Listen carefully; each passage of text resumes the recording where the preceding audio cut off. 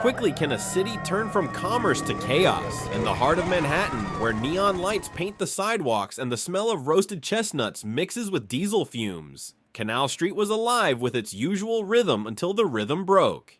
A federal SUV screeched to a halt, doors slammed. Within seconds, agents in tactical vests fanned out through the crowd. Chinatown froze mid-motion. The first vendor dropped his counterfeit handbags before the cuffs clicked. Then came the shouts. Then came the bottles. What began as an afternoon sweep transformed into a street-level siege. ICE and DHS had moved on intelligence months in the making, an operation designed to cut through the arteries of America's counterfeit trade. Officials later confirmed to Reuters that the crackdown targeted a network funneling millions of dollars through unregistered accounts, part of a global laundering system stretching from Guangzhou to New York. The agent's arrival was not random. It was timed precisely with shipments flagged by Customs and Homeland Security's cyber tracking units. But the arrests lit a fuse that no one could control. Protesters poured in from the subway exits, some waving signs, others filming on their phones. Chants filled the narrow street canyons, accusations of racial profiling, anger over deportation, fears the old wounds of America's immigration wars reopened in real time. According to BBC News, several officers were struck by objects hurled from the crowd. One sustained a concussion when a glass bottle exploded against his helmet. The standoff escalated within minutes into what the DHS after-action report described as a hostile obstruction event. From Washington, the official line came swiftly and coldly. Federal law will be enforced everywhere, declared President Donald Trump in a late-evening statement flanked by Secretary Kristi Noem. The White House portrayed the incident as part of a broader national mission restoring economic fairness and border integrity after years of what they called local defiance. City Hall fired back, just as fast reaffirming New York's status as a sanctuary city. "We don't aid civil deportation actions." The mayor's office said, "Our priority is safety, not fear." Beneath the politics, the street told another story. The counterfeit stalls had long been both a lifeline and a liability, feeding families while draining legitimate businesses. The Guardian noted that counterfeit luxury goods cost the U.S. economy more than $30 billion annually, with many products linked to factories in Asia operating under exploitative conditions. For small shopkeepers who pay full taxes and licensing fees, the knockoffs are a slow suffocation. Yet for vendors, many undocumented, many desperate, it's survival in its rawest form.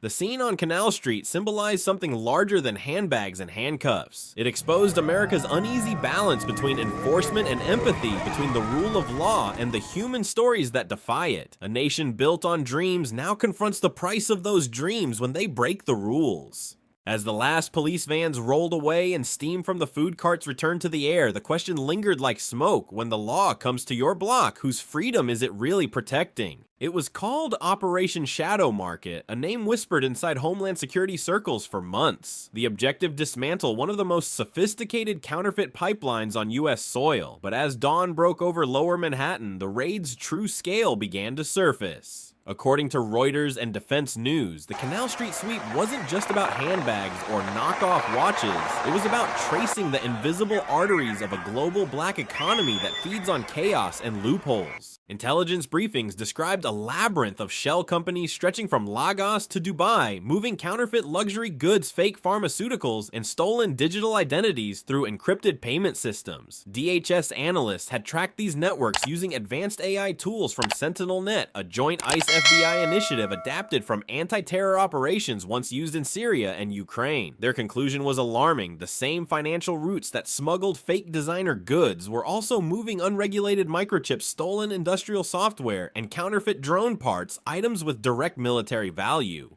A DW report noted that the New York raid was part of a tri-coastal crackdown coordinated under President Trump's Economic Integrity Directive signed in early 2025. Parallel operations hit Los Angeles Fashion District and Miami's Riverfront Market within 48 hours, each netting millions in seized goods and dozens of arrests. Officials framed it as a campaign to restore lawful trade and choke off the hidden funding streams behind cybercrime cartel logistics and foreign intelligence fronts.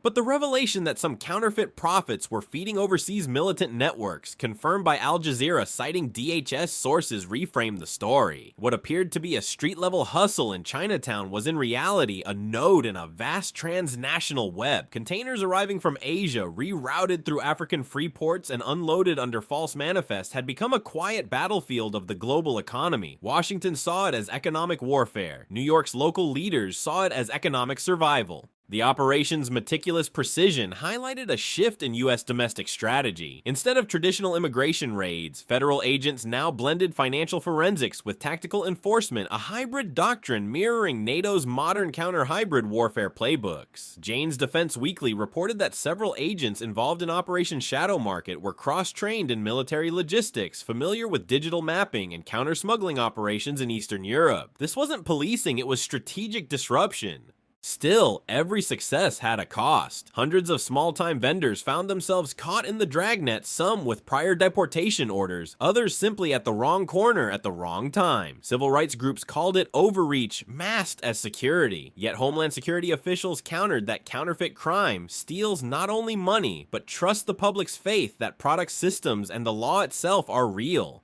By the end of that week, ICE had confirmed 74 arrests, 19 indictments, and asset seizures worth over $11 million, but numbers told only part of the story. The bigger impact was geopolitical, a signal to Beijing, Ankara, and Lagos that America was no longer tolerating gray trade diplomacy. With federal agents now treating counterfeit goods as a form of economic sabotage, the stakes extended far beyond one Manhattan block. And so beneath the headlines, a deeper question began to surface: how much of the modern economy still belongs to the shadows? The moment arrests began, political tremors spread faster than the news itself. What looked like a tactical victory on Canal Street quickly turned into a jurisdictional earthquake. Within hours, New York City Hall clashed with Washington over control, sovereignty, and principle. The old fault line, federal enforcement versus sanctuary policy, had cracked wide open. President Donald Trump framed the raid as a triumph of law and order, a clean sweep against chaos. From the White House lawn, he declared that America will not bow to local defiance or political posturing. His statement, broadcast live by BBC News, was both message and warning. No sanctuary city could obstruct federal law without consequence. Behind him stood Secretary of Homeland Security Kristi Noem, who called the counterfeit crackdown a model for restoring lawful integrity to the American marketplace. At City Hall, defiance hardened. New York's mayor denounced the operation as reckless federal intrusion, accusing Washington of using immigration enforcement as a political weapon. "We stand with the workers, not with fear," he told The Guardian, demanding the release of detained vendors and an end to militarized policing. The divide became not just about law, but about identity. Who defines justice in a city built by immigrants? Legal scholars from DW highlighted a constitutional gray zone under federal supremacy. DHS and ICE have full authority over border and customs laws even within sanctuary jurisdictions. Yet local police cooperation remains voluntary, protected by home rule autonomy. It's a clash not seen since the early Trump years, when cities like San Francisco and Seattle defied federal orders. Now under Trump's second term, that battle had returned more strategic, more calculated, and far more consequential. While legal debates burned, another theater of conflict emerged: the media. Cable outlets turned the raid into a political spectacle. Conservative commentators hailed it as proof that the rule of law is back. Progressive networks described it as state intimidation on American soil. The competing narratives mirrored the broader cultural fracture that defines modern America.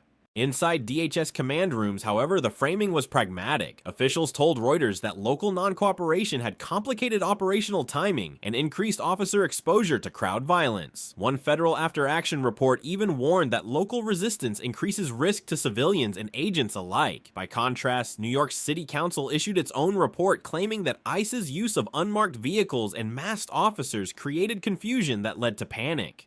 The conflict wasn't just ideological, it was logistical. Federal command centers viewed cities as part of national infrastructure. Mayors viewed them as sovereign ecosystems. Al Jazeera observed that similar tensions are playing out across Europe, where EU cities resist national deportation quotas in the name of humanitarian policy. America, it seemed, was now living its own version of that struggle. But behind the podiums and press conferences, a question pulsed through the streets of Chinatown: who decides what safety really means? For some, it meant protection from counterfeit syndicates that siphoned billions. For others, it meant freedom from raids that could destroy livelihoods overnight. The law was the same, but the lives it touched were not. In the days following the raid, graffiti appeared near Canal and Center Street. Whose city is this? It wasn't vandalism. It was prophecy. The answer might define not just New York's autonomy, but America's vision of justice in 2025. Beyond the politics and headlines, the heart of Canal Street beats through its people, the vendors, the shopkeepers, the passers-by who never expected their workday to become front-page news. On that humid afternoon, they became unwilling actors in a national drama that blurred the line between law enforcement and survival. Take Fatou, a Senegalese mother of two who sold handbags under a weathered tarp. Her story, first reported by The Guardian, mirrors thousands of other migrants working 14-hour days for a fraction of minimum wage, funneling earnings back to families overseas.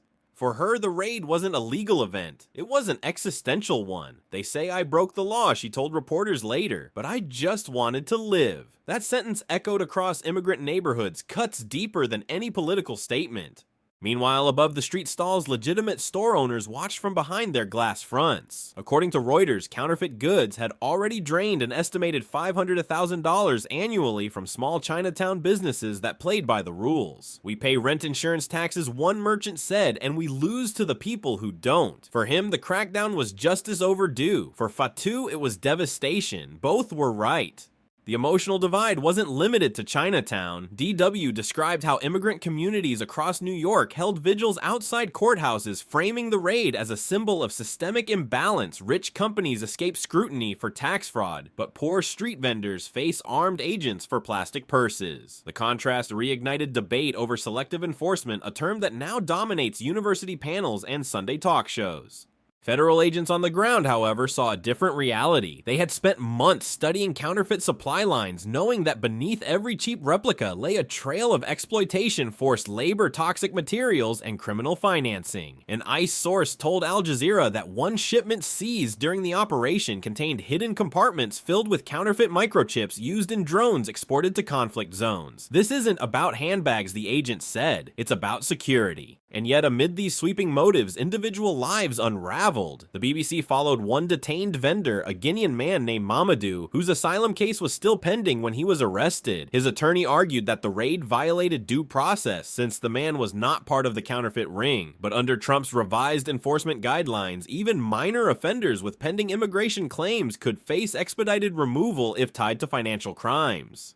The irony was inescapable. An operation meant to protect American integrity now tested the moral boundaries of that very ideal. Are laws truly equal if they punish desperation more severely than deception? How many lives must be upended to prove that justice still has teeth? In this clash of necessity and legality, America's image abroad shifted subtly but unmistakably. DW's European correspondents noted that Germany and France viewed the Canal Street operation as a showcase of US resolve, but also a warning of creeping authoritarianism. Meanwhile, pro-Trump commentators argued it was proof that the era of impunity is over. The truth, as always, lay somewhere in between. Beneath the banners, the sirens, and the sound bites were ordinary people trying to breathe under the weight of extraordinary policies. And as night fell on Chinatown, one question lingered like a ghost over the steam, and Neon Can a Nation remained compassionate while defending its borders with iron. By dawn, the operation had ended, but the battle for perception had only begun. Within hours, the Canal Street raid dominated every major social platform, splitting the nation's timeline in two. One side celebrated federal agents as defenders of order. The other mourned the arrested vendors as victims of systemic injustice. The war of narratives had arrived, and the media became its new front line.